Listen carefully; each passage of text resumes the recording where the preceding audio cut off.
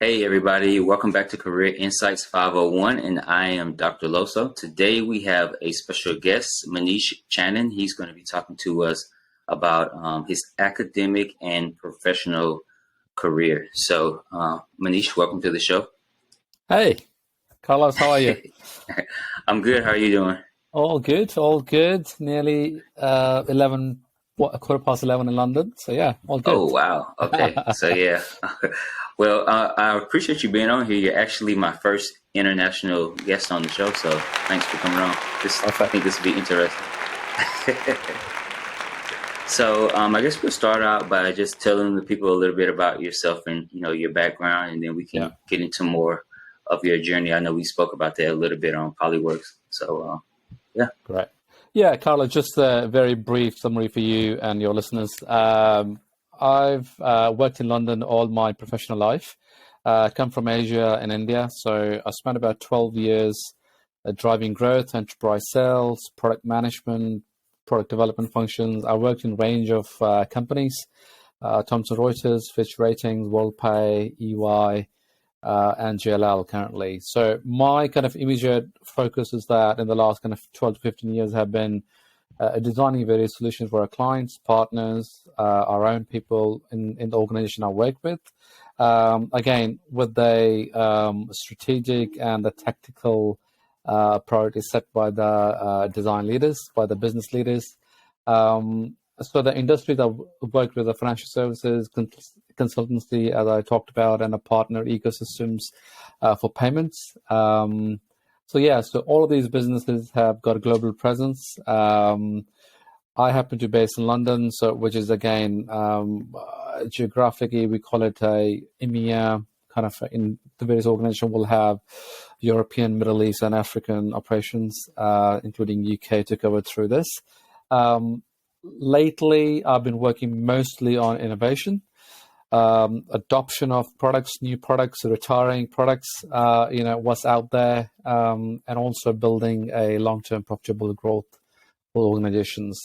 That does not come without people strategy. So that's just to put it out there. People strategy has come in the last 3-4 years, have become integral part of where I work in a lot of these organizations.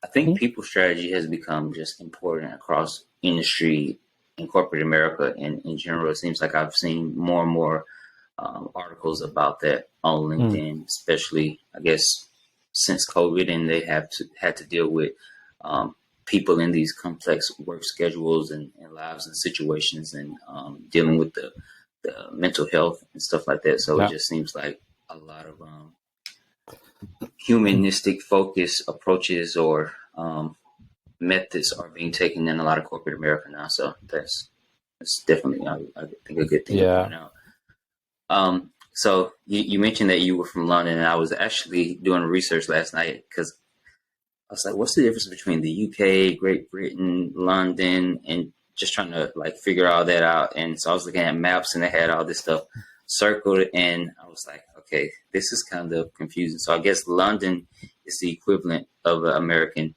city, and the UK is more like, I guess, a state. So UK is like your federal, you can call it. So we are 4 nations, and United Kingdom makes them all 4 together. So there is England, Wales, Scotland, and Northern Ireland. So United Kingdom is all 4 as a one state, as you rightly said. London being the capital. It happens to be, well, it is part of England. So that's where the most of my professional life has been. But there are other big cities in the UK where a lot of talent industries move. Manchester, Edinburgh, Leeds, Bristol, some of these cities are industries as well. I am not here today to talk about North and South divide. So we call it in the UK North and South, which exists in a lot of countries where through university time and all that. So it's always been, okay, everyone wants to be in London. So it just so happened to be the the coolest place, the biggest industry. But there are other kind of growth pockets out there. Yeah. Okay, gotcha. Yeah, I just thought that was interesting last night when I was trying to like figure it out, because I have another guest coming on that's from the UK. I was like, what is the difference? And so so let's get a little bit into your academic like background and what did you go to college for and how that played out into your career, or if it did. So we have to go back a little bit, not so far back. So my earlier year, I could think about my passion. Being a teenager, beyond that, has always been into medicine. So pre-med. So I grew up in India, where you have to engineering or your medicines, you have to sit for a kind of countrywide exams, where actually everyone, you do GCSE equivalent. So GCSEs are your A levels in the UK, equivalent of that in India, but the whole, like all 18-year-olds sit in that exam, and then based on what you do in that exam, you get to choose your career. So unfortunately, I didn't go. So there was a setback when I was like 17-year-old. When you're thinking about from 12, 13, you want to be a doctor, you want to be a surgeon after that. I couldn't go through. Maybe I wasn't good enough in studies. I couldn't get through, get enough grades to get into general medicines and forget about anything after. But was given a chance to become a dentist. So there was a college not far from where I grew up in. But that time, only wanted to be a doctor, not like in medicines, like surgeon, not dentist was not. Maybe it would have been wise move that time. But no. So what I did was, why the context was important for me was that just to understand the setback when you get to 17-year-old, 18-year-old. That time I said that, okay, I'm not even going into a college formally. I might just sign up to a evening part-time college and just see how it goes. So I did that first year. I took a history. I'm just looking it back now, when Elon Musk sometimes say that history is very important to study for every student to come through, whatever you go through. At that time, I thought, okay, let's just take history, international relations, and politics. So we need to understand that. So that just I got interested. So I did my degree. A career for me that time was to go into some sort of a civil administration, international relations kind of work. But so I'm talking about early 2000s here, so I got really bamboozled by the whole tech IT that times. And I thought, okay, I'm going to pack my bags. So the nearest city where I could be was Delhi. I said, I want to be free. I can't be on those slightly smaller cities. I need to see what's out there. What is this IT? So yeah, that was a fascinating, I think, one of the very important decisions I took that time. So being in Delhi, being 21-year-old, with the degree, waiting for your results, a daunting, scary place, being on local transports, whatever, local buses, whatnot. But it laid the foundations that how do you, as a young grad, degree holder or not a degree holder, how do you going to survive in a big city? So yeah, that was just but just to link it back to your question, I think that link between academia directly didn't really happen through my degree, but it laid the foundation to be in a big city, start exploring options. Option came through. I thought, okay, yep. I worked a couple of years in Delhi. One of them is a Microsoft kind of tech support system. A team I kind of helped kind of work through, and I applied for a UK visa. And then the UK visa came through. I thought, okay, yeah, let's go to slightly bigger city. So that always been the kind of highlight. I believed in the career should be a long-term journey rather than you pick something, you do something and say, okay, that's it. I'm settled. I'm kind of satisfied here. Yeah. So that's why I thought it was quite important to do that. I still have interest in politics, international relations. I think what some of those studies, we touched briefly this one earlier, was the cultural differences, the a diversification of people, the talent. When I ended up in London, those were the kind of things that really struck. You work in a place with so many nationalities, ethnicities, different people in the UK. How do you kind of take that and build that consensus to move forward? Sometimes there's no consensus. You have to take a decision to move forward or go sideways. So a lot of those kind of learnings came through, and I can, look back and realize that a lot of that was through my academia, some of the stuff I was, studying. So yeah, that's just taking a short snippet. I know it's not short, but yeah, just yeah. No, you're all good. So speaking about the diversity and inclusion, in your career, how did you, were there any big, negative experiences or positive experiences that you could talk about dealing with diversity and inclusion? Because I know it's definitely a big thing here in the United States. The world's always watching what's going on in the United States. It seems like with our craziness here. So you have the stuff with the race issues and the the female or women issues, or the LGBT, or just religion, and all different types of issues that come up in the workforce in America. Even ethnicity and nationality, that's a big thing. It might be somebody wearing like a headpiece, or something, or how somebody has their hair, or a lot of different things. So is there anything or any specific instances that you could think of that you could speak to and talk about how you dealt with it? Yeah. So Carlos, I totally get that. I worked with a lot of teams. I visited US, a lot of other countries.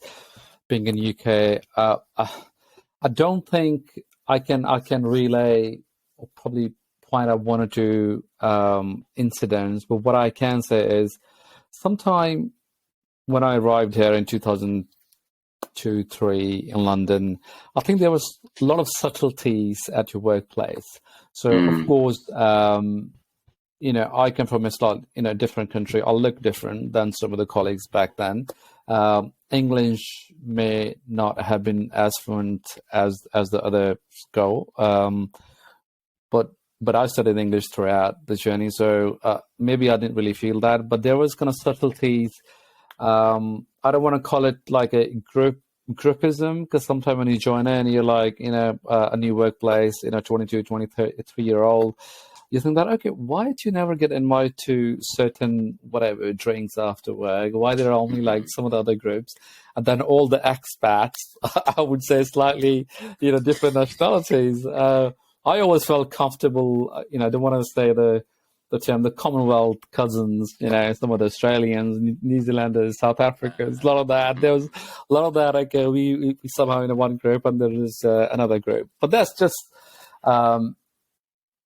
but when you become part of the culture, I think for me, the acceptance comes in. You have to adapt to some of the nuances as well. So, personally for me, a lot of the things like religions, the ethnicities, and others, or like the way you look or not look, or some of the other biases that goes, which are under the iceberg, I would say, they're not really visible, but they are there somehow. So for me, important is not to narrow down the vision when you are a young, like a grad, or a kind of a person starting your career, because otherwise you're really going down the path where you're looking at it every time there's a discussion or conversation or something happens. You always say, okay, why is it always me? So I think I had that time, or still to date, I always have that a benefit that, okay, the situation is this. How can I come out of that? How can I be on top of that to give the best of what I've got, rather than looking at from an angle where I say, okay, it could be something else. It could be, maybe to bring out my grandma here into the conversation. This is where a lot of the teachings come from, rather than to blame a person or a situation. You actually fight with your best of what you've got, and then come out on top of the, okay, if it wasn't meant to be, then you find something else. There are other pathways. There are other bright doors that's going to open, because one door does not mean that you're not going to get there. But on your point around, I think diversity inclusion is so important, is that I do recognize that if we don't see, I work with a lot of the graduates. I'm helping people on currently in a foreign study or not, people with the CVs, with the applications. I work with one or two colleges in London, which are in the most, we call them free lunches. I'm not sure whether you got a concept in the US, where some of the schools, parents are in that situation, because got the free lunches at school.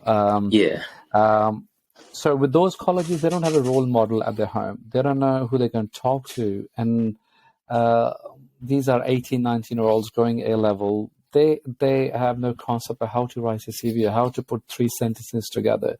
So for me, I always, trying to use my 2, charitable or kind of, days which organizations give you, and I'm trying to give that time back. Rather than just helping someone for a CV, I'm trying to build a program and say, okay, I'll help you out in 6 months. We tie to a university or a college, and we work with the people. So I think that seeing role models is very important. That's where it comes through. And one of the diversity and inclusion, the one thing which we never, is gaining ground, is that there is a missing E. There is a diversity, equity, and inclusion. So a lot of the people don't talk about the equity. I think for me, that's the hidden piece. You can do all of that, but if we don't create the equitable places of work, of education, of how some of the kind of school going people are going to go through, I think we're doing a bit of a disservice there. And plus, I don't want to call them organizations here, but out of the 6 organizations I've worked through, so 3 out of 6, I've got involved in DE&I programs in those organizations, and 2 of the 6, I have helped influence, design some of the DE&I programs. So I'm happy to talk about, there's a one I've recently done, it's called a sponsorship program. I'm happy to talk about a little bit more in detail that what that sponsorship program looks like, but I think maybe it's a separate conversation. It is simply, in a nutshell, what it does is allowing your kind of minority demographics in an organizations, and then match them with a leadership of that organization and build a program around it. So rather than a CEO of a particular division of the country talks to you for just 10 minutes, it's more than that. It's a program for 6 to 9 months where you are matched with a sponsor who takes interest in your career and have a vested interest to make your career as successful, and then you're going to go through various kind of formal learnings as well, and then you move forward with that. So happy to talk about that at some point. Okay. Well, I love that you say, how you're giving back and going into like helping out with the kids who don't have that, I guess, mentorship or somebody at home to help them out with those type of things, because I think that is very important. I love the saying to whom much is given, much is required, or something like that.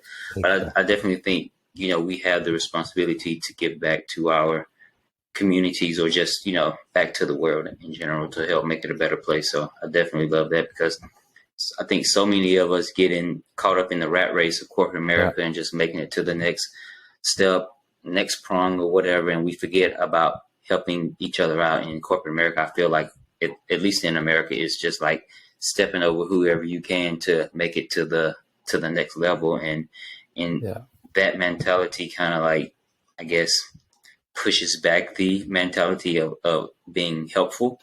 So I definitely I love it.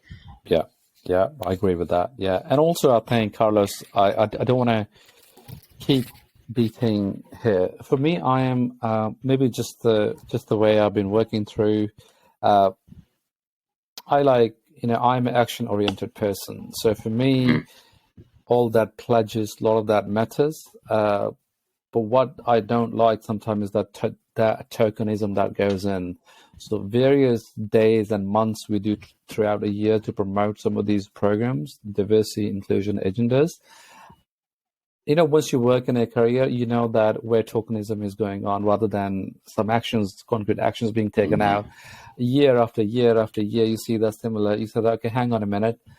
Can you show me what impact, what successes you had last year, where there was a tangible impact, so we can talk to the communities, to the people, to the workplace, so we recognize the individual that are making changes, individual that are getting benefit, and also equally important to showcase what are some of the blind spots where we have not been able to take the action where we should have taken. So if we don't acknowledge there is a problem that's existing, how do you find a solution if you're just putting it through on out of the room? So it's not mine, it's someone else's. So for me, that action has to come. Time for pledges is important, but I think once you take a pledge, it's your moral responsibility as a leader, wherever you work in, to go back to what you just said and say, okay, this is what I said. I have committed as a individual, as a team. We couldn't do what we said, but here you go. If this is what we've been able to do, we will make sure we'll do better next year, and then come back, build that. ESG topic is very hot at the moment. Sustainability is very hot at the moment. But that governance metrics needs to be developed and refreshed and talked about a little bit more. That's just my, agree 100%. Did want to go back though, and to see if maybe you could speak on or give some advice about some, like you say, you came from India, you went to London, and just kind of making those adjustments to the culture in that new city. Just gotta say city to be safe. Yeah. And so to be in that new city, how is there some advice that you could give? I feel like sometimes people in minority groups are struggling with maybe losing identity and not assimilating too much. Or did you have to deal with that? Like, how did you deal with that? If so, not losing your Indian culture coming over to, because I know in Orlando, when I worked there, it was a lot of Puerto Ricans. Like, you would have older generations that would want the kids to speak Spanish, but they would refuse to speak Spanish because they say, I'm in America. And just like a lot of the Hispanic or Puerto Rican traditions would kind of get lost with younger generations. Yeah. Carlos, you've got, I like this question. I could talk about a lot on this. I don't think, so there are one or two things I wanted to highlight, because I've been a very curious from early kind of, since I think 12, 13-year-old, whatever, get passionate about learning. So I'm a people person. So for me, that little story, you take a journey. If I'm on a 4 or 5 hour bus ride somewhere, or a train or whatever, there are like 5-10 people around me. So for me, the perfect time to spend those 5 hours is not to plug in something or start reading. I want to hear people's stories. I want to say, okay, where you come from, where you had it, all those things. So for me, being here, of course, the language, the culture is important. The verbal history, I'm really a fan of that, because sometimes a lot of that history is not documented. That history that goes on from generation to another, and then you ask your grandma and your grandpa, whatever, you said, where does that come from? They said, oh, no, someone told me, their fathers told me, their moms told them. That thing is very important. But just on your very specific point, to answer that, I don't think I lost that, my culture. UK, in London, one of the like top 5-10 cities globe. There's so many cultures. The good thing being in London was that any nationality, ethnicity, anything you talk about, it's just there on your face. We celebrate the New Year's and other celebrations, some of the other cultural. So in London, we've got something called Trafalgar Square. So a lot of the it's the center of the town where there's a massive Lord Nelson's column is there. So a lot of the festivals used to happen. So any festival you got, New Year fireworks, something else, other cultural thing, all that. It's like a culture hub. A lot of the activity used to happen there. It still does, but I think last 2 years or so have been slightly tricky. But no, but I also, something I spoke briefly as well, that, for me, I truly believe in being a global citizen. For me, I respect so much of all the cultures. I know that people talk about, oh, no, you know what? My culture is the oldest one. It comes from this. Oh, no, my one is this one. There is another. I thought, okay, all cultures have got such a rich history, the heritage, the language. But I think I do like your point around preserving language. The history is important. I don't know whether I read somewhere or not, where they said that it only takes one generation to make that disconnect. If you're one generation within that, it doesn't really care about the culture, or the history, or the language, or whatnot. It's very hard for a new generation to pick all of that up and then continue, because that baton is not there for you to pick up. But no, Carlos, I think my only regret in all of this is I wish I could have learned the European language, but I will do it someday. Particularly, should have learned.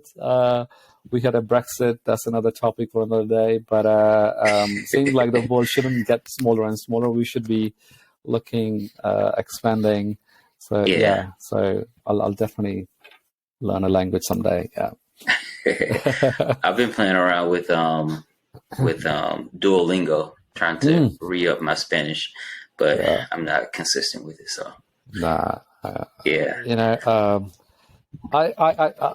think some of the techie, maybe that I had I don't know whether you follow one or two YouTubers. One of the YouTubers I'm not going to name here, but they do a lot of the work. They work on English language, but they realize that as soon as they released the same stuff and they hired actors to voice over the content in Spanish, it just boomed. The growth they have seen, what they have done in English in the last 3-4 years, it just 12 months, it just skyrocketed, and it's just going at the very high pace. But no, I'm with you. Multilingual, whether it's captions or not, voiceover, it really works. Or learning language, Yeah, I always found it interesting because, as a Black person or African American here in the United States, like a lot of that African history is doesn't really exist. It's hard to reconnect to it.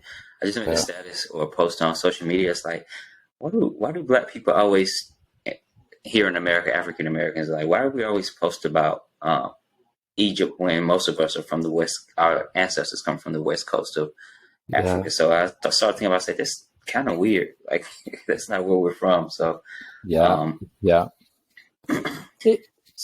right. Yeah. So I totally get that. I've got a few friends and acquaintances who had that slightly trying to say that, okay, we just need to go back a little bit more than 200 years, because so 200-300 years is still a modern history. So you have to go a little bit back to understand and see where it come from, this civilization, how prosperous they were back, back, and then what has led to and now. So I think that circle will complete someday. And I do like what you said too about the richness of the different cultures. And so, like, for me, that's one of the things with, I would say, it as generations, continue to come and the newer generations come along, is that the assimilation becomes seemingly, I guess, more.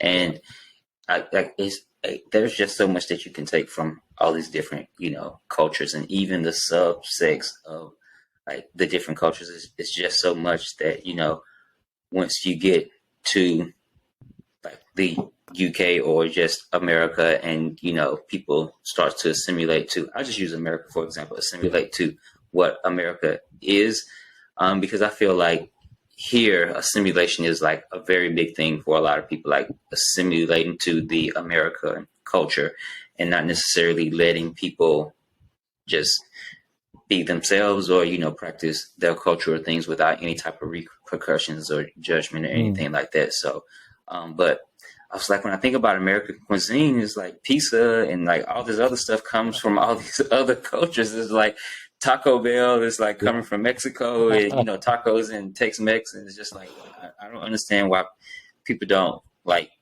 look to that and say, oh well, let me check out and see what they have going on over here, because I like Taco Bell, a lot of patterns and just different stuff that we take advantage of in our day-to-day life when it comes to fashion and stuff like that. So it's just wild that people can accept certain things. Maybe it's just a little bit, but not too much when it comes to like accepting other people's cultures. I don't know. So Carlos, I think we need a separate podcast just for the foods, just for the foods of the world. But I think you.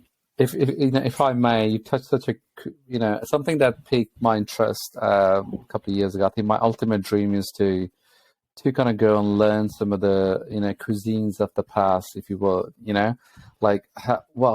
Not just the modern way of just stick something on the oven. How do you actually I've seen in one of the Asian cultures where one or two chefs actually go back and try and learn how do you cook in a clay pot in the old style. You put them in a wood fire. How do that the taste of it and that clay pot. Some of them we don't really use them. Sometimes you recycle them. It's just the way they absorb the water in the food, and then the delicacy or whatever. It's just presented in a way. There's so many nuances our kind of past generations have gone through. So that's my ultimate job or the retirement plan, if my missus will allow that, to learn all that, and hopefully open a camper van somewhere. We'll see you on National Geographic with your own show one day. Someday, I'll take that. Hey, this is Manish Chanan. You're listening to Career Insight 501 with Dr. Losa. So I know you talked about, I guess going more into your career. We briefly mentioned like some highs and lows in your career. Did you want to explain or expand upon that a little bit? Yeah. So again, I the caveat, I think, Carlos, I would say start with, what I was referring to you earlier was a bad career strategy would be I hate to use the term now, but I've used that in the past. Where someone says, how do you see yourself in next 2 years or 3 years or whatever?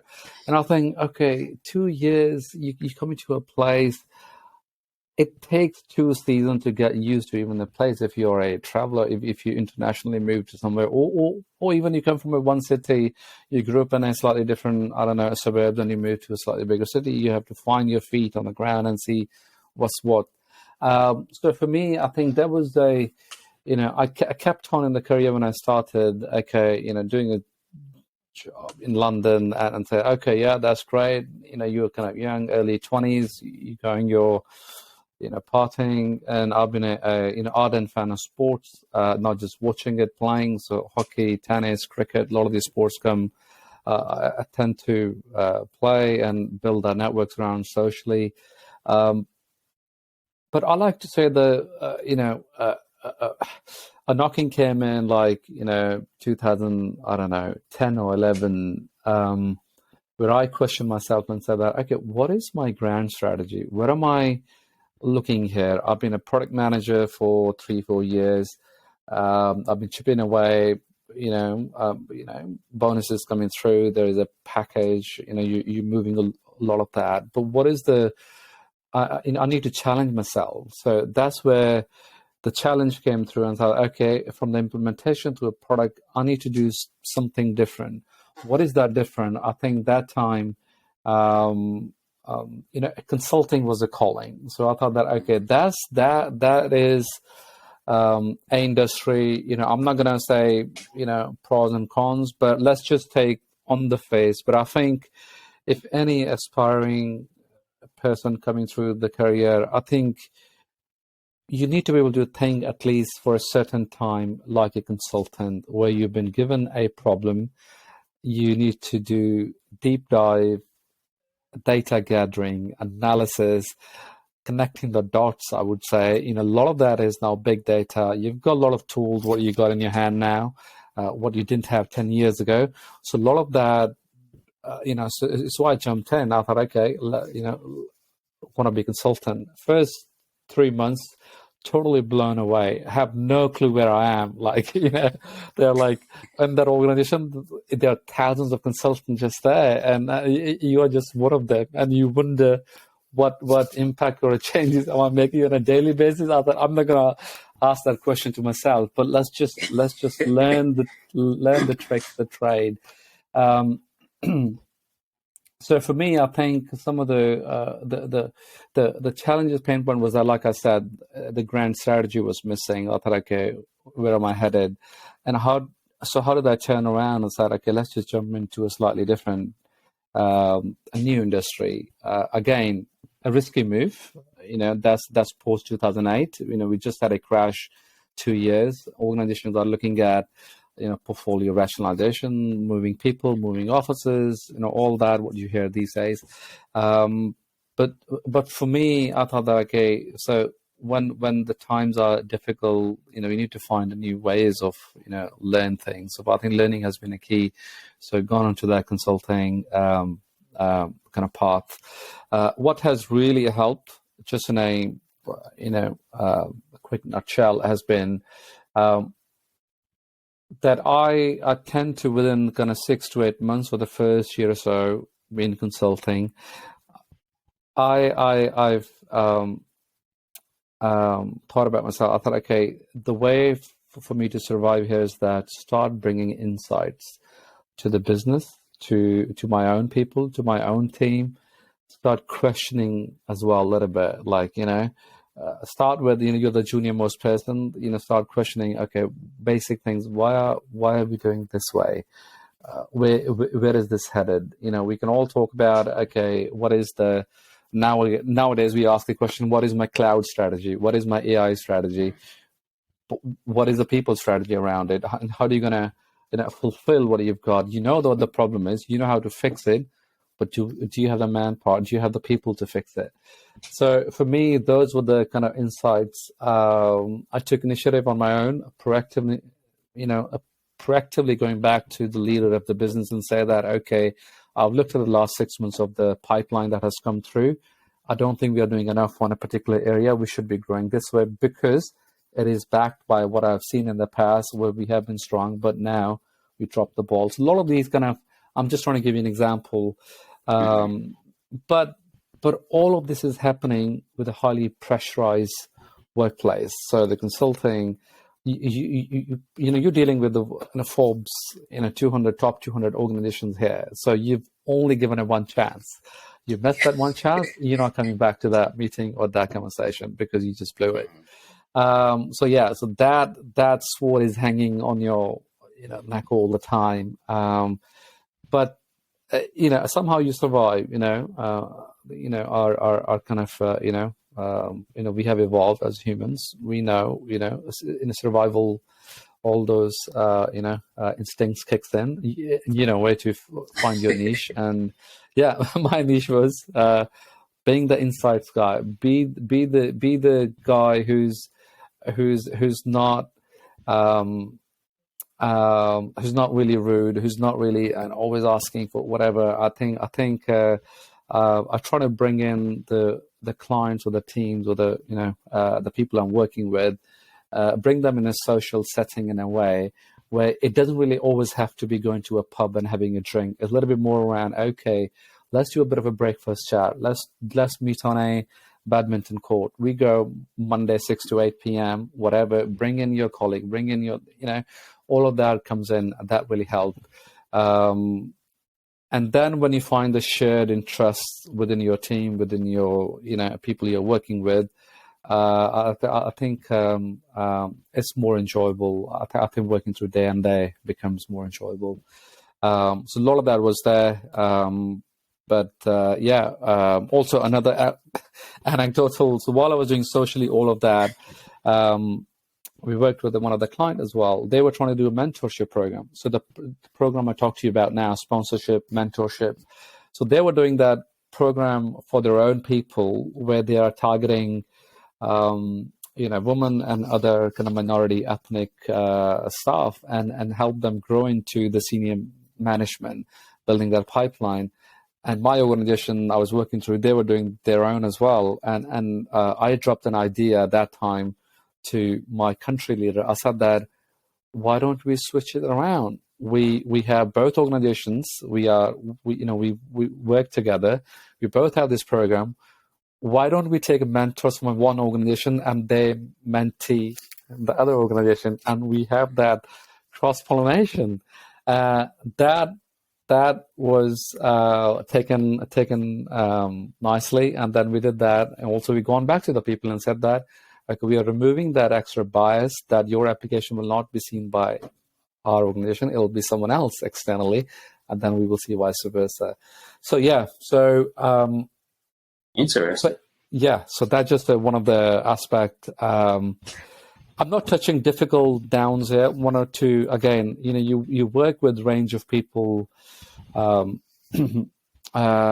I think that mental agility, mental toughness has to come from somewhere. And I've seen burnouts, issues, anxiety, a lot of that with my immediate team members, with the others, and myself as well. People go through that. But I think what for me the challenge was to recognize some of those early signs. And when I felt that, okay, it is getting too much, I'm just spending 70 hours a week doing 70, 80 hours doing something. I haven't taken a holiday in 6 months or so. It is time to step away. Try to go to what makes you, relax, energized, and you come back to work will be there. We need to take that personal time out. So yeah, that's what I started to take that time. Yeah, mm-hmm. I think that's important to mention, because I think a lot of people.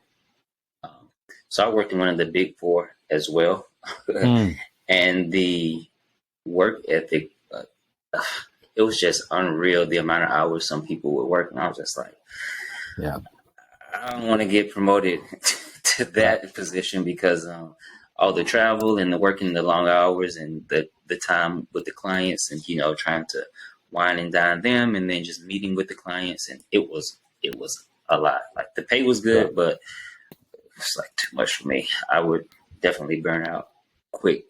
But just like you were saying, like taking that, recognizing those early signs and taking that time to recharge and reset yourself so you can go in and be more focused and perform at a higher output or efficiency than you were normally. So just like with me, doing all this stuff with the podcast and my book, and then working a full-time job and trying to work out and traveling, and it's a lot. And sometimes I just have to take a day or two off and just kind of like do nothing. And then when I come back, I'm on it. It's just like, but I think a lot of people don't do that. Yeah. So they don't really understand the benefit or see how that taking that time off for a way can be a benefit or enhance their performance.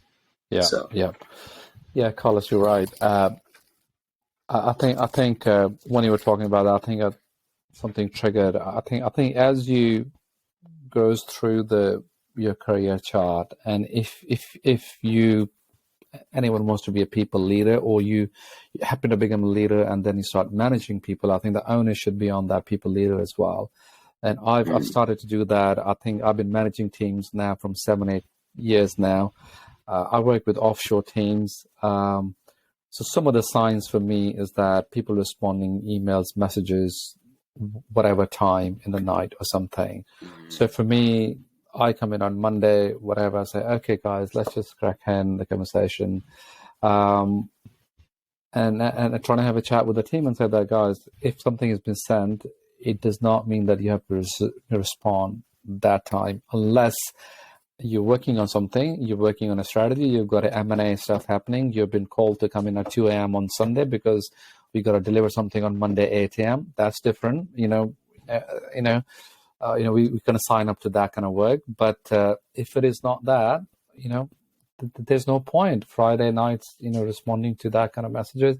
So for me, creating that safe space between my team, and I always do. Maybe we can talk about slightly differently.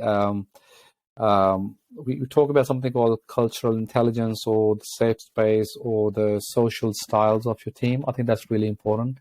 So whenever I've been given a new team, or I get new team members added, in the team, or we move people, we bring more people, I always tend to do once a year or so, just to say, okay, guys, take a pause, refresh. Let's just talk about that. What does that team means to us? What is your teamship rules, and how do we want to engage as a team? And then you kind of collectively, sign each other up. It's more like you're putting ideas on the board as well. And then you start assigning owners. It's like, okay, you sent a great idea. Would you like to track us all 20 of us throughout the year? Make sure that we stick to that rule. So a lot of that is to giving that. I think I really enjoy that. So being that, people person, end of the day, we're all people, we're working together, we've got collective, responsibility. So yeah, that to me is important to kind of work through. Yeah. I like that though. I like that. Like when you said you asked them if they wanted to track that. So typically when a person comes up with an idea, I would say more often than not, they're probably want to be in control or have some type of authority over it. So to take somebody's idea and then give it to somebody else, because I think you might be better at that. So I think it builds morale and the sense of importance on a team and within a company. So it gives value to the employee. So I think that's great. Perfect. Yeah. I did want to talk about, because we've been mentioning several times in the conversation. So like the people strategy. Do you think that there is is that a specific career or job role that you know of? And if not, is there a specific type of person or a set of skills that you would say that a person would need in order to operate in that type of role or position? Carlos, help me. Let's just go a little bit specific. So are you asking around the particular career profile, or like where do you... like when we mentioned like companies are taking I guess a human strategies or human approach to a lot of different ways that they function. Yeah. So Carlos, I think my point is that let's just debate the chief people officer, CPO, or any other, because I quite like my learning being a consultant in the consulting world, implementation world, is that whenever you as a team, as an organization, when you're trying to do the massive global, regional, country program level, you're trying to launch something, you're trying to do something new, or trying to enhance something what is already out there. So for me, having that people leader in the room is important. I think I've seen many projects fail, not because of technology, not because of processes, but sometimes we don't have people who are willing to learn or willing to change the ways how the things have been. So a lot of those things I like to, so just for the benefit, I like to have that people person. I would like to say that, okay, we are launching this for 10,000 people in the 3 months time. What are you going to help me with? Do you have the champions all out there on each of the growth pockets, what we are targeting? Are we going to do a roadshow? Are we going to do online sessions? Are we going to do learning? Are we going to make any learning certifiable? Do we want to? So how do we want to incentivize people that this is a better way, a better road to drive on, rather than what you have been doing for the last 10 years? So this is where I was going with that when I said that, when you see, what is your cloud strategy as an organization? What is your data strategy? What is your this? But I would always caveat and say that, okay, what is your people strategy on that? Do you have a people strategy on cloud? How are you going to make cloud as a success? What is the success looks like? Of course, we've got in the bottom line, we've got to go to the street and say that, okay, this is what analysts are looking at. But analysts are now paying attention to some of the ESG standards, also to some of the people, issues and how do you incentivize people to do. I think in this, the market conditions we're all in now, you're starting to see some of the organizations who are coming quite upfront and saying that, they're not going to lay off any people in 2023 or the next or something, because this is people need confidence. Because, one way you see a lot of the buzz around, oh, we're going to do this, we're going to move to this office, we're going to do that. And then on the second hand, you hear that, oh, in the next month, the organization has laid off this many people. And then your employee base is looking at, okay, what was the whole thing about? What was the purpose around doing all of that fancy thing? And then you do this. So that's why I think people's strategy is important. But also I think refreshing some of the learnings, what does learning look like for your own people? I think that's important as well. So giving people a chance to formally come into a setup as a virtual room or a physical room where you all go in together as a team and learn something, but also asking your people as well, how do your own people want to be incentivized to learn more? Do people prefer to be given certain vouchers or learning codes or whatnot to do what they want to do? So that linking the passions and the organization goals, and then building that people strategy and people learning kind of pillars. I think that's for me is quite key. I think it's going to take a while for people to get used to the term that, okay, every time I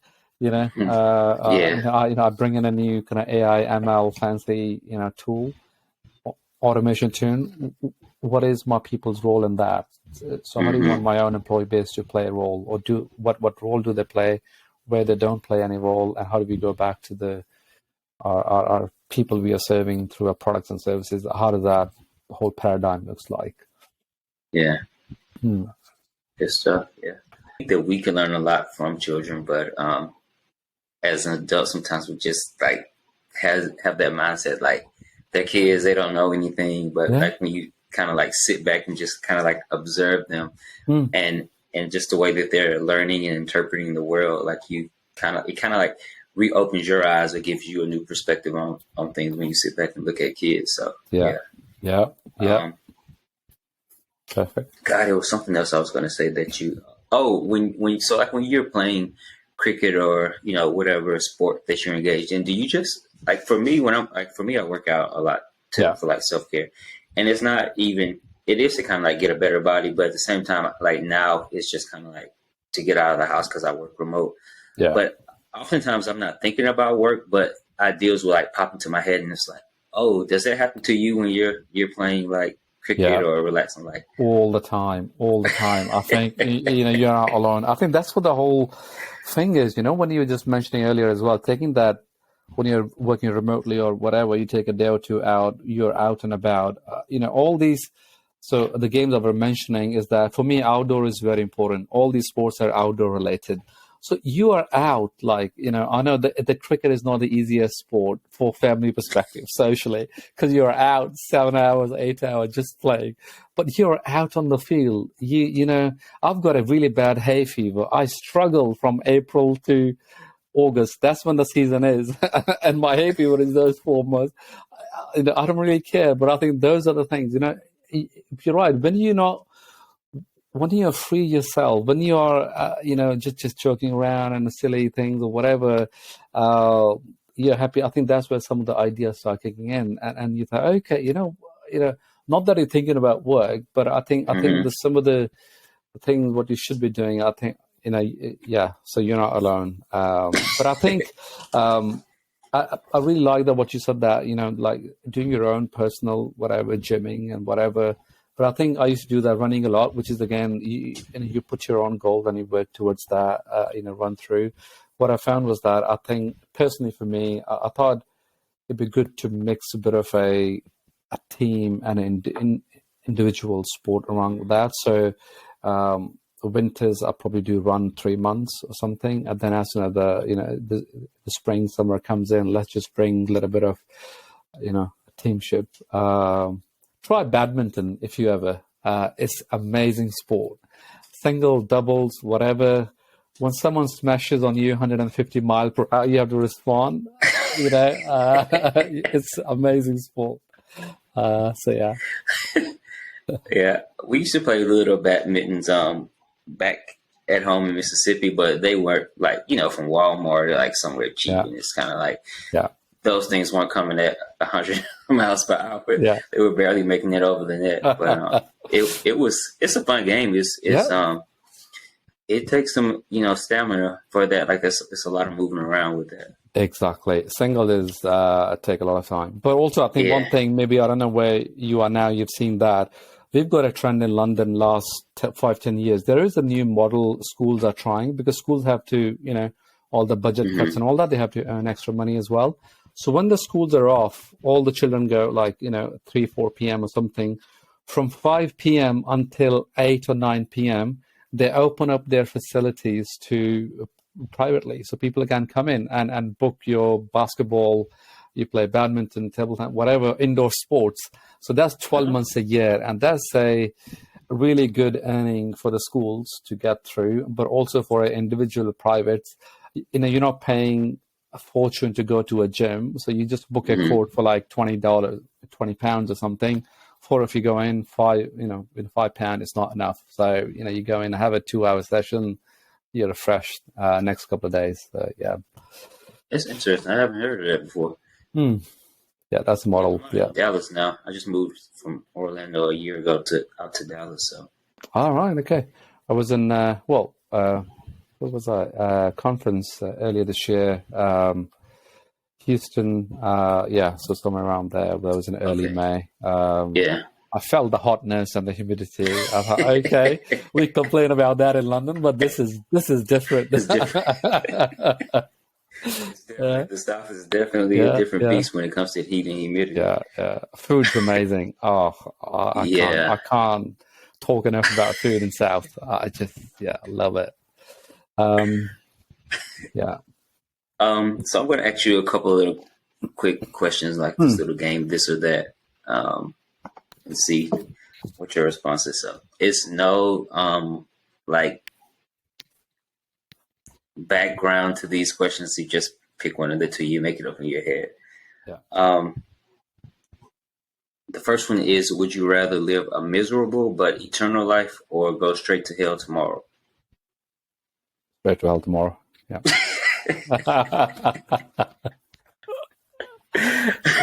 Yeah. Would you rather never wash your sheets again, or only be able to shower once every 2 weeks? I'll go shower once every 2 weeks. We're on the same page so far. I was like, wait, that's a long time to not have your sheets washed. Would you rather be haunted by a ghost or tortured by an alien? Oh, alien sounds interesting. Definitely not a ghost person. Come on, aliens, wherever you are. I'm sure there are a few. I'm sure there are a few around us.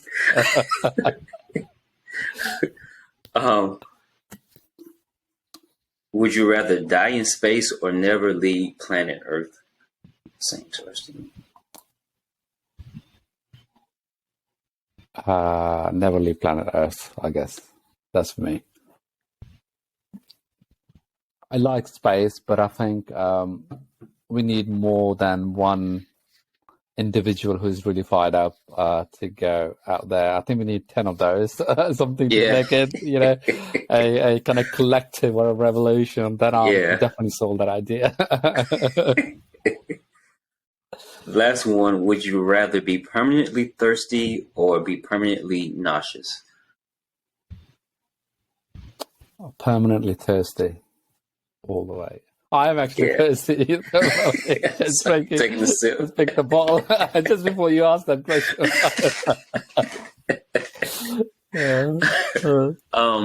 So like when you're doing your thing or working, do you listen to music in the background?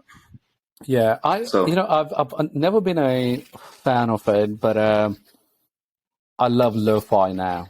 Anything to do with lo-fi, I just love it. I can turn around work so much quicker. I'm not, I haven't calculated it, but I think you're kind of, if I work through 3-4 hours of that lo-fi, I think I can churn what I do in 2-3 days. It's just those things that just come into your head. You're just aligning things and you know what you're doing. Especially if I'm building a bit of a planning kind of schedule for what all those kind of brainstorming ideas, whatever you're trying to put these things together. So for me, that is definitely, and I whatever people like, white noise, not, I think I just found lo-fi. I listen to all my hip hop in lo-fi now. It just sounds better. It's more clear. I love lo-fi myself. I've gotten into like the 80s, like the outrun retro wave type music. So I'll just open up the mic to you, and you can just give any advice or talk about anything that we haven't covered yet. So, Carlos, I think first of all, I'd say really enjoyed your discussion chat. This is like talking to your colleague you haven't met in a few years. Just got in and had a good chat. I think I'm still learning every day. Although managing a team, whatnot. I think learning kind of hunger has to be there. I think what I just mentioned earlier, and I just want to reiterate. I think as if I'm 20, 21 now and asking that question, I think I should not be looking at that, that broad strategy of, okay, where am I headed? What am I going? But I think making that move, this is a long-term, going to that hill, is a long-term kind of battle. It's not a sprint. You got to go through, you need to find your ledge. It may take you to another crack. You go there, another loop on the top, down again. But ultimately, if you know that where you're headed, how you're going to get to the top, there are some plans. You've got a navigation there, the tools, the learning principles. I think you'll get there. One other thing which I think we all need to share with our teams and their families and others is that I've noticed is that never have one option, always have plan B or C in place, because I'm going to go back to what I said, wanting to be in medicine, being a doctor, wanting to go to pre-med.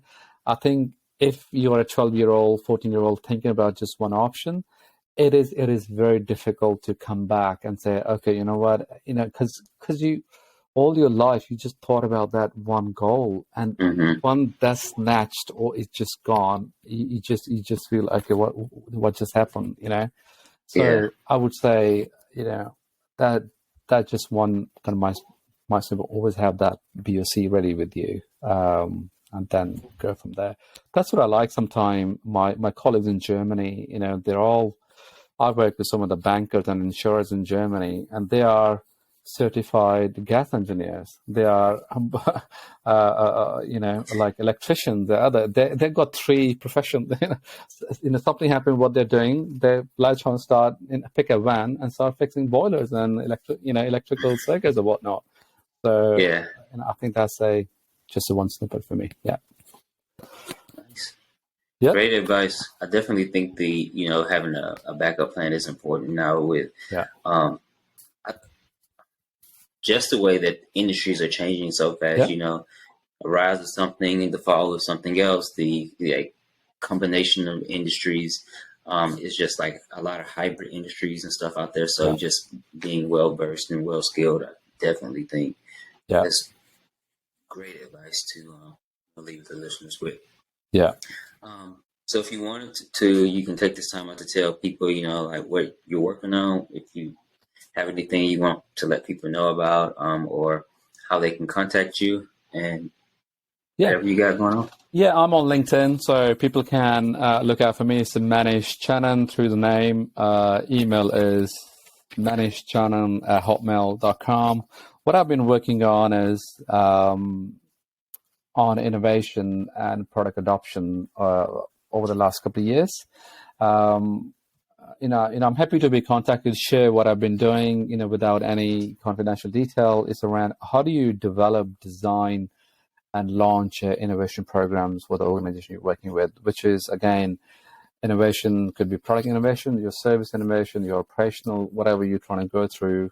My key has been is that it is not just a one-off big innovation. It's all these micro innovations that matter, that lead up to build that bigger thing.